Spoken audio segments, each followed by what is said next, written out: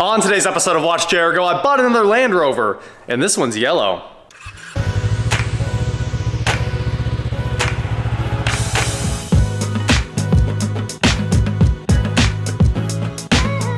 What is going on, guys? I am WatchJRGo, and today, like I said, I am back with another Land Rover. And you guys might remember I have like a 2017 out back here that's absolutely stunning and doesn't need anything except for an engine. So it's really close to running, as you would assume. And now I have acquired this 2002 Land Rover Discovery 2 Special Edition.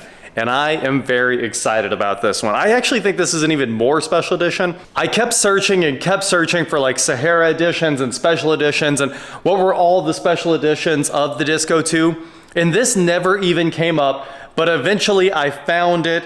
It's the Kalahari edition, and it's supposed to be the baddest Land Rover Disco 2 that they ever built. So that's why we have that tag under the hood that says Land Rover Special Vehicle Operations. And of course, all of these, like the brush guard and the light guards and all that, they're all completely stock on this, the rock rails. That's what it is. It's the Kalahari edition. They only made 150 of them. So it's insanely rare. And I think most of them were in this Bronco yellow. So now we know when these are clean, they sell for closer to like $20,000, $23,000. But that's it. It's the rarest of the Disco 2s. The 150 built Kalahari edition. So that's pretty cool. So let's check out the latest disaster I bought and see just how bad it is and what we're gonna have to do to get this thing back on the road. But it runs and drives, so technically it's kind of on the road. I do want to note the funniest thing I found out about this truck so far. Edmunds reviewed it in 2002 and said there were only 2 reasons to buy the new Discovery. And this was 1 year before the facelift, but it was still an incredible looking, very capable off-roader. And what they said was either you need incredible off-road capability or you need to show off to your neighbors. If there's any other reason you're buying a truck, you should buy something else. I'm paraphrasing a little bit, but I only changed like 3 words. That's literally exactly what they said. And you know what, it's probably true, but this thing looks cool. All right, let's check this Tonka truck out here. So it did get new alloy wheels in 2002, and I think these are them. It looks like it's been driven down a few curbs. It's parallel parked many times here, but these tires have been on here since 08, 12 of 08. These are 16s, yeah. All right, so alloy 16s, and it looks like somebody might have thrown some cool brakes on there. We've got drilled and slotted brakes that are obviously not stock and kind of look like they might be completely worn out at this point too. And speaking of the brakes, that's where we need to start with our troubleshooting. This thing has no brakes. Good luck stopping it. I was actually pretty worried I was gonna slam into the truck, and that would have, that would have decimated me because this is literally worthless, and that is worth an unlimited amount of money. So not having brakes is a pretty scary proposition, but let's keep going around this thing. Like I said, this is a 2002 SE. You can see the SE badges right here. This is a really low spec SE because a lot of the SEs have very cool options like factory navigation, and you guys can imagine if you've been watching the channel for any amount of time that if it had factory navigation I would be absolutely in love with it. But I will say this did get a brand new 300 watt Harman Kardon stereo in 2002, so it might pound. We're gonna find out. It even looks like it might even have a subwoofer hiding in the back, so that would be incredibly cool if it did. We're not at the interior yet, so let's just go ahead and close the door and check this thing out. So it has power mirrors. They don't power fold or anything like that. They literally are just power mirrors, old school. We've got markers right here, very cool fender flares that make it look super tough. You can see right here, it says like Sahara, I think it says Sahara. And maybe this was an aftermarket kit or something like that, but a lot of the SEs had auto leveling suspension. They had a super sick hydraulic anti-roll bar system like all the new Bentleys, Porsches, Audis, everything like that, where you can throw the truck into a corner, and these are huge, right? You're talking 4,000, 5,000, 6,000 pounds on these SUVs, and they reverse the roll of the vehicle actively. So normally, you know, you turn in and the car would go the other way. These things actively push the car into the corner, and this was one of the first vehicles that had a hydraulic anti-roll bar system. And this one doesn't have it. It also doesn't have the auto leveling suspension, so the air suspension was either deleted or it never had it. Very odd. I don't see the button for it inside, so I kind of think it never had it. This one has been fully converted to the Old Man Emu coilover spring setup, which is obviously what everybody does because, you know, it'll look like my 17 out there where the suspension's completely collapsed if the air suspension doesn't work. So the stance looks perfect on this old Land Rover, and that's really all due to it not having its air suspension. So this one honestly seems like it was never optioned with it. And this also has special front and rear bumpers. And I think the hood graphics here, which are, it's a wrap, this bumper, all the rear light protection, I think all of that was a package that added up to build this Sahara edition. So coming around the front here, we've got some old school headlights, but they are not sealed beams. These, you can change the bulbs in them. They've got Land Rover logos in the headlights there, and they're glass, so they don't look bad, which is very cool. You've got headlight sprayers down here as well in the front bumper. Not too much else to talk about while we come around this thing, but the most important part of all is the fact that this was the last Disco that has front and rear live axles, which is very cool. Now, they also lost their center locking diff in here, and Land Rover tried to make up for it not having a center locking diff with traction control and hill descent control, and apparently it did a pretty good job, but the very next year after this one, they all got their center locking diffs back. And as you guys know, we're used to seeing that on G-Wagons, Range Rovers, everything like that. We pretty much always have a push button locking center diff. And I don't see the button on this one, so I don't think it has it, and I don't think anybody added it back. There is a random switch on the dash though, so maybe somebody did. So the tires, even though they are incredibly old, have all of their tread left. I think this thing's been parked, kind of abandoned for the last, I've heard, like 7 years. It didn't move. So as you can see, it's just covered in fallout, mildew, all of that cool stuff from sitting outside under a tree. The gas door is electronically opened inside.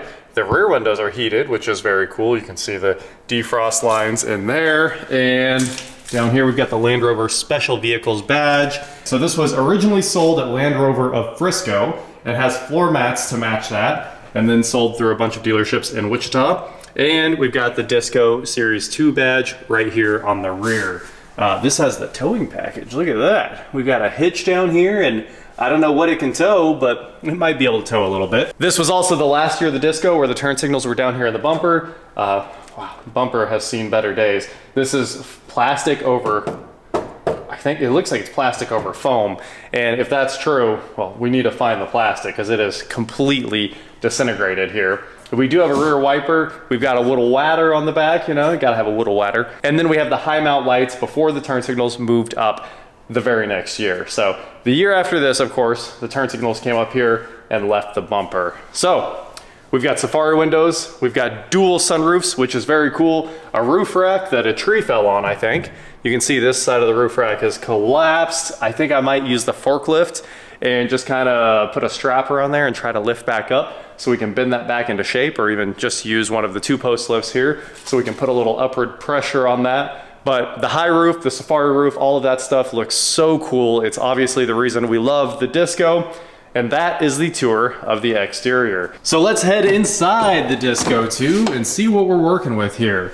Door panels actually look like they're in great shape. This thing is filthy from sitting outside forever. The seat looks like it's seen better days, but also I kind of think it's factory. Like, it looks like a cover. That's factory. That is not a cover. That's crazy. All right, so we've got some electronic mirror controls right there. We've got front fog lights, rear fog lights, and check it out. We even have media controls back in 2002. The Disco has a super simple utilitarian steering wheel. Like all of the interior on these, they were meant to be very utilitarian. We've got some cruise control settings right there, you know, set, up, down, resume. We've got the cruise button right there. That's cruise enable, even though you really would have no idea what that was. And then front wiper sprayer, it looks like, or maybe even headlight. And that's your rear. Maybe this is all rear, actually. And all the front is right here. That would make sense too. Super simple gauges, but we do have a digital odometer, which was kind of new at the time. I mean, BMW had screens, and this was post BMW's buyout of Rover, so you know, this could have been a lot more BMW'd up than it is. They kept it pretty simple. We've got hill descent control right there. Hazards. Hey, they work. That's something. Fuel door open. Sounds like that works too. And there's our rear defrost, change holder, dual digital climate control with auto. I love that. Here's our head unit. Oh, look at that. It works! Okay, it sort of works. Does this work? There you go. The volume control on the steering wheel works. This one does not. This one's completely dead. All right, well, typical old radio things there. We've got a digital clock down here, lock, unlock, and an ashtray that doesn't want to open. 12-volt accessory power right there. Here's that random switch I was talking about. We don't know what that does. And it really doesn't want to move. Giant cup holders that look like air vents from an eclipse or something like that. Here is our high and low range selector, and it's all manual, which is kind of cool. Shifter, mode controls, e-brake, and all of the power windows are right here. Glove box. Honestly, a pretty small glove box. I don't know why it has an 01 manual. The VIN is clearly 02. Wow, I didn't even notice the system is a three-way. We've got a tweeter up in the pillar, mid-range, and maybe mid-bass down there in the door. What do we have in here? Money! And a console lid that just falls open with tiny cup holders. Look at that. All the sunroof controls are up here, and I really, really want to open this. Oh, okay. We're playing with fire here, aren't we? I think I should thoroughly clean these before I open the sunroofs and bring a bunch of dirt inside. It might not close if I do that. So I don't know what goes right there. It looks like that's just a blank for control. The cool thing about the Disco is you have all of your heights of the vehicle right there, especially heights with the sunroofs open and everything like that. Giant sun visors. Ooh, lights don't work. And then up here, you've got storage for all your documents when you're traveling between countries and you need to do a bunch of border crossings and keep everything organized. Doors still sound nice. That's always cool. And a lot of you might have noticed that I'm missing the top Safari window, but it's right here. Here's a new one that is ready to go in. Although I think this one's tinted. Maybe not. It might match that one. All right, well, that looks nice then. Access to the rear is not great. Like, you have to squeeze up in here. There's only like 8 inches right there to put your foot. But, you know, in other news, the dog leg is not rusted out.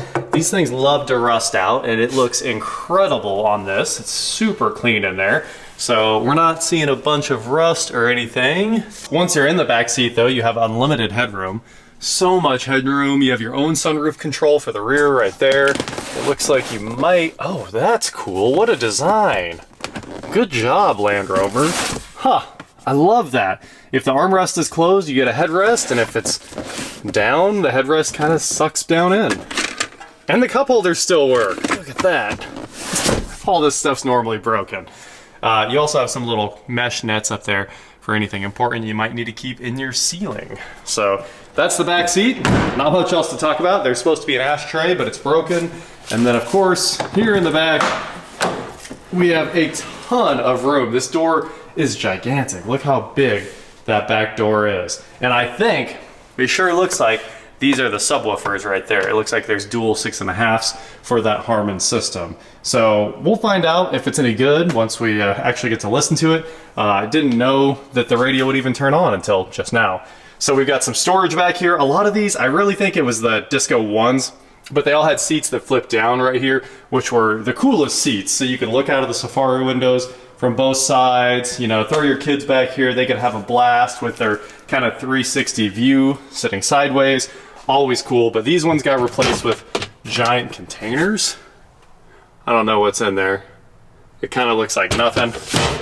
And there's also supposed to be a third row you can add. So this one doesn't look like it's even provisioned for it. I guess this one never had the third row from the factory, so this is what we're dealing with. 12-volt accessory right there.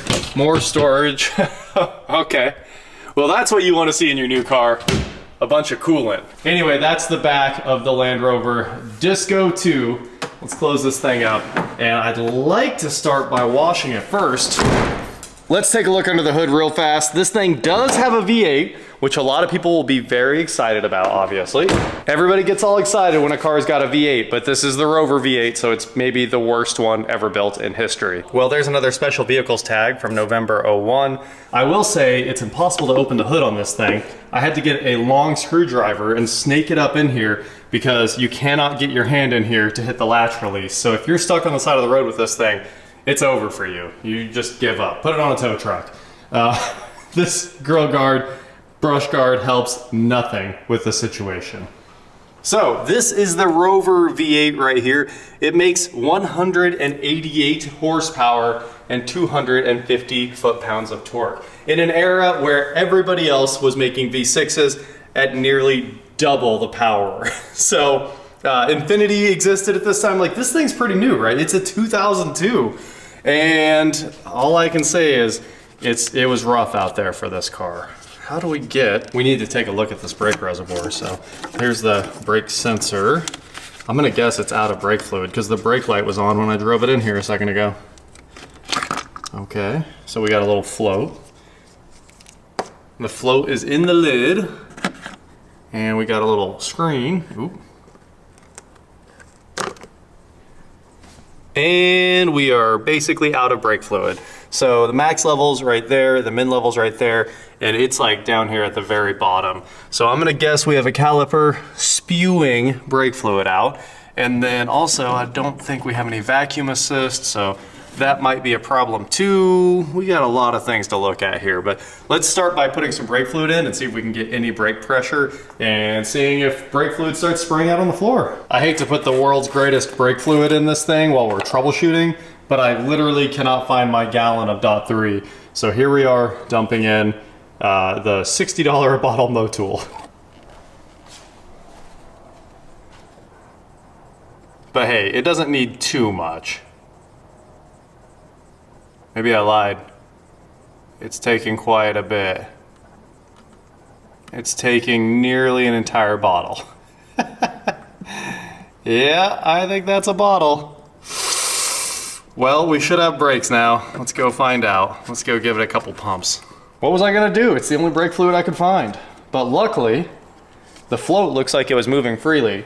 So I think with that connector back on here, we probably have the brake light off the dash.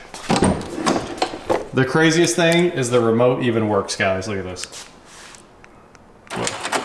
Let's start this old Land Rover up.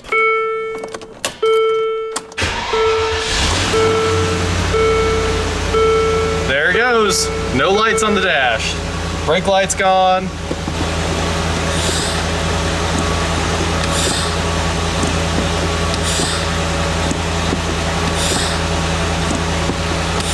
I'm not getting a pedal, that's for sure. Let's see if any of this stuff works. Turn the lights on. Oh, look at that. No rear fog light. Front fog light is a yes. Cruise control is a yes. Horn is a no. We're not gonna try the wipers till we clean up the windshield. But I definitely do not have brakes. I'll tell you what we do have, guys. Aux in, factory 3.5 millimeter in. That is so cool. And this could almost be a phone holder. It just needs a little stand right there. But at least we get a little technology since we don't have brakes. I also have no idea what this mode button does down here by the shifter. Nothing ever lights up to tell me it's switching modes. So maybe that was the air suspension or something. Maybe it's disabled. I'm not sure. Oh, there's the other horn button. The horn is very broken. Find it work? Okay. Oh! The AC kicked on! Celsius. I don't know what Celsius is. Come on now. What do we want it at, guys? 21? So max is like 30, right? Yeah. I guess 20, 21. Look at that, guys. It's got a compass mirror. Ah, compass, home link. This thing was actually loaded. All right, now I'm getting excited. Might be filthy, but it's got some good technology. Aux in, compass, all that good stuff. If we can just get brakes. I mean, You really have to push on these brakes. Well, should we go drive it around? I think we should. I want to take it out on the road. We've got that light. We really don't have this light. That light looks dead. Uh-oh, it just sucked in an entire gallon of coolant. So you know we're in for a surprise at some point here. Let's take a look at the surprise. Uh-oh. There's smoke. I don't know, it looks like fresh oil. But there's smoke coming out of the dipstick. That's an odd one. I'm gonna clean this off and check it again. I don't think we have any coolant in the system, so let's crack the bleeder. Okay. Wow. That's a lot of coolant pressure.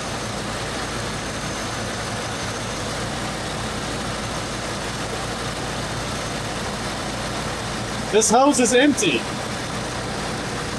All the hoses are empty. I hear coolant running all over the place.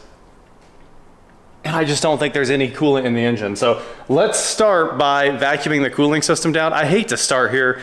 I really wanted to just have fun with this video and go check it out and kind of enjoy the Land Rover action. But I think we need to vacuum the cooling system down before we go anywhere, because it just doesn't seem like there's any coolant in anywhere that's important on this car. And as you guys know, the 4-liter Rover engine is notorious for killing head gaskets, and also notorious, well, the Disco 2 is notorious for heater cores failing and it being such a nightmare to change the heater core that they're just totaled and people crush them.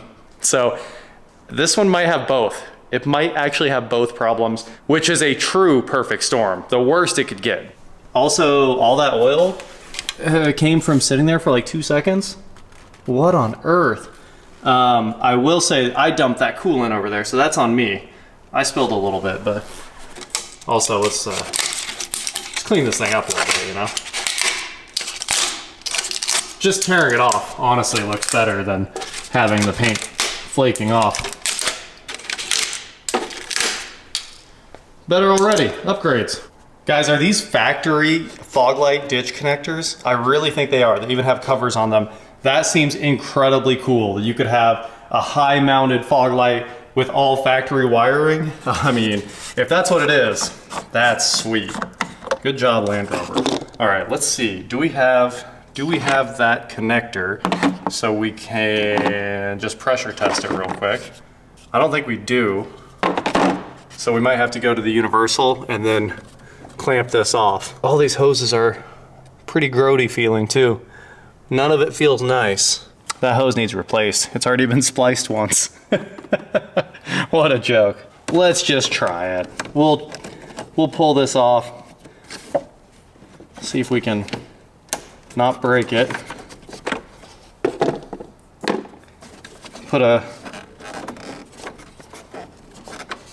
We'll put a cap on the reservoir and then try to pump it up. All right, now we should be able to build some pressure. We'll just tighten this guy up right here and try our pressure test one more time. I think we're on. Oh.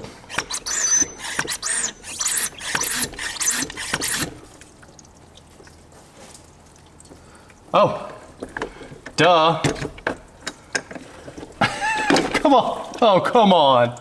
Did this thing just completely break? Okay, here we go again.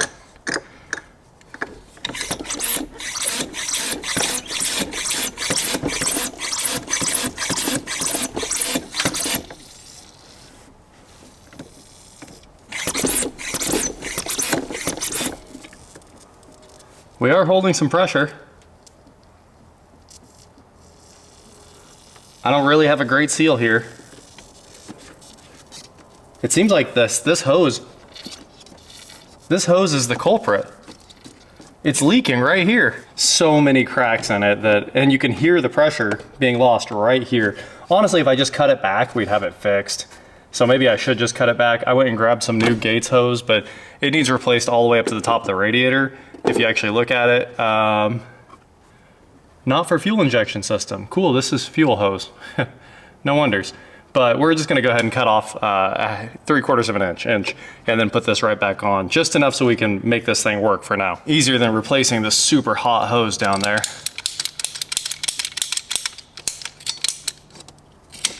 Oh yeah, there we go. Nice and clean. Here we go again. Let's try 38 in a handful of minutes. 38 in as many minutes.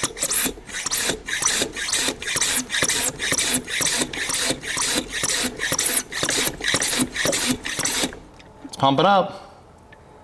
And it looks like it's holding. I don't know what this cap's rated to. 140? It says 140 on it. We might have to convert kPa to PSI.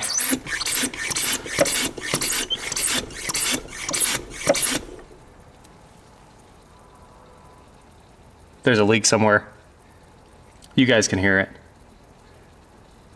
I think it's the radiator. At the same time though, look at that. It's holding. It's holding right at the top of 7 and not moving one bit. So, better news than I expected.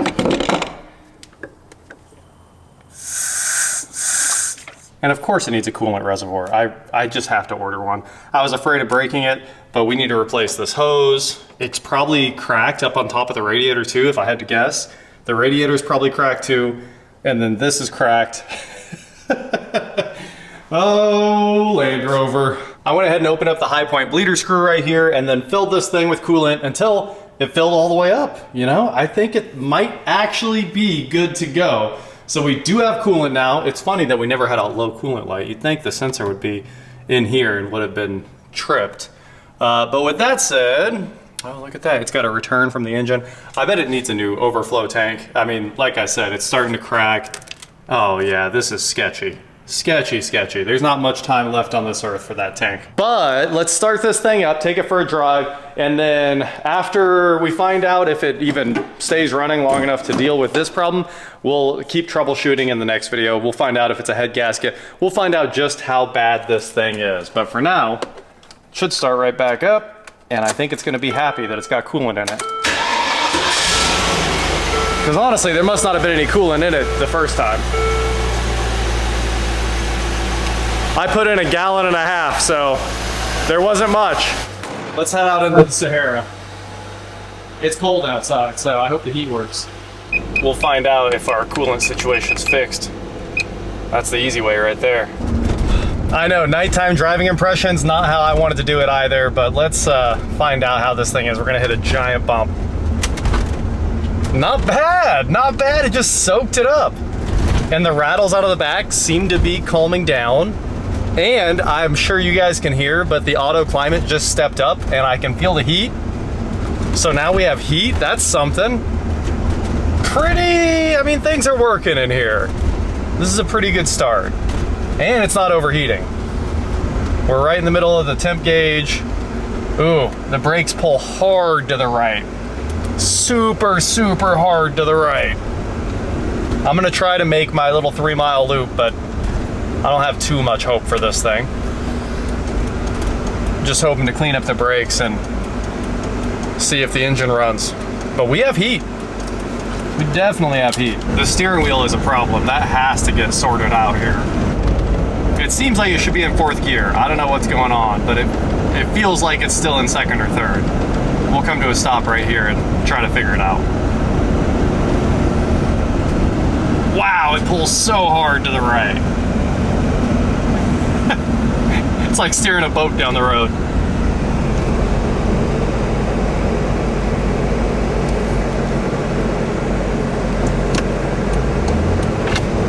At least all the lights work, except for that one headlight.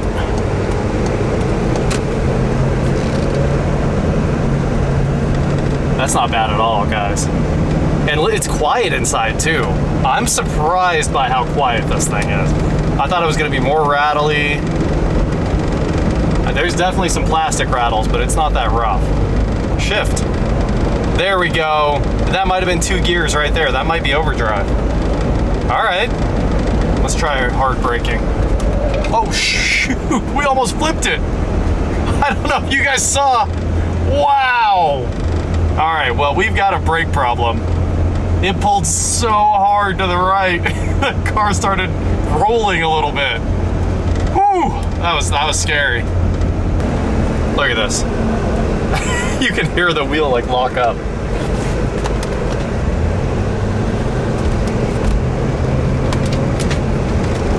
How's it corner? We don't have the active hydraulic cornering roll bar system. Honestly though, it does turn in. A lot of body roll from all that high CG, but kind of fun. Well guys, we made it back to the shop. It's not overheating. So let's shut this thing down and go see if we can see brake fluid pouring out of a wheel. If there's a locked up brake, it's that passenger front. Oh yeah, I don't know. It's probably the brake, but you guys can see the splatter all over it. It's probably the brake, but it could be coolant. It's probably the brake. You can see that old man emu conversion in there, or maybe it was stock on these editions, but I'm pretty sure it's conversion. So there you have it, my new to me Disco 2, the cheapest one sold in an unbelievable amount of time. I mean, the Bring a Trailer listings for these are like 10, and I didn't pay anywhere near that. This is the special like Sahara edition or whatever, so it's not like you'll ever see another one of them. Anyway, that is it for today, guys. Thank you so much for watching. Don't forget to head on over to shop WatchJRGo.com for cool shirts, not like this. And please like, share, subscribe, do whatever you want to do, and I will talk to you next time. I mean, this thing looks cool. Very, very cool. And we got the red and yellow here. We got the ketchup and mustard. It's a great look. Love yellow, honestly.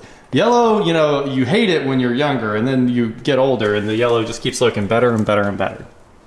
I don't know about that. Whatever's spraying all over that wheel. We're gonna have to clean everything up and then take it for another drive just so we can find these leaks. But it might not have a head gasket leak. We'll do the gambling in the next video. All right, I jumped back in and I cranked the radio up so I could check out this Harman system, see if it's any good. It has no bass, right? This was before the days of bass, but it plays mid-bass so cleanly. It's actually wild how good this thing is. And it must be from a time when all the car audio amps were still AB, right? Because the new Class D amps, like you can tell something's missing until you're spending like $4,000. Like that's when audio systems are good, like Burmester high end and things like that. And really only in the S-Class, the 911 one does not sound nearly as good, but S-Class, Burmester high end and things like that, they sound absolutely wild. And they do that with like 2,000 watts. They're digital watts, right? This has 300 watts from 2002, which is probably all Class AB, heavy metal, super power inefficient amplifiers. You know, these things are the old junk boat anchors, but they rock. And when I tell you it rocks, I'm not kidding. It plays so loud. I think we could hear the music plain as day with all 4 windows down, going 70 on the highway. It got loud. So I'm kind of impressed. You know, those old boat anchor amps, you know, you don't want to own them, right? They're like the worst thing on the planet. They weigh a lot, they consume tons of power. Same thing in pro audio. You don't want to be carrying around an amp that's not like a Crown iTech or a PowerSoft or L Acoustics digital rig. Like, you don't want to be the person moving Crest and old Crown amps and stuff like that. A lot of people think they do. They're the same people that think V8 should stay forever. It's not me. I don't want to have a bad back, you know. We're already close enough. Embrace technology, love the technology, save the money on power, enjoy your life, you know. A twin turbo V6 is always the answer for me over a V8, but it gets loud. And those old PA systems get loud too. I used to have 60,000 watts of Class AB and it would rock. I could shake concrete, which was something.